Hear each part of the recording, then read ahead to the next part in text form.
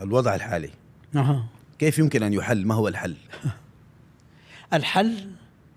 الحل بتاع الوضع الحالي اللي بيتكلم عنه دي انه النخب السياسيه ان تقوم بدورها، العسكريين ان يقوموا بدورهم، كل الشعب السوداني ان يقوم بدوره، ويكون كل زول دوره يحرس الشيء المسؤول منه. هل تتوقع أن تقبل الأطراف يعني مبادرات السلام المختلفة بدأ من اتفاق جدة مرورا بكثير من المبادرات انا شخصيا اقول لك، انا اكثر حاجه خايف منها انه بطون الناس مليانه دم، والبطنه المليانه دم ما بتشتغل صح.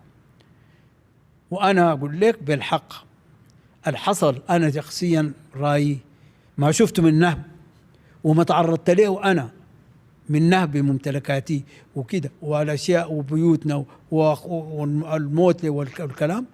انا اعتقد ان الناس دي ارتكبوا جرم ضخم ومن ايدهم في ذلك. وبالتالي الحل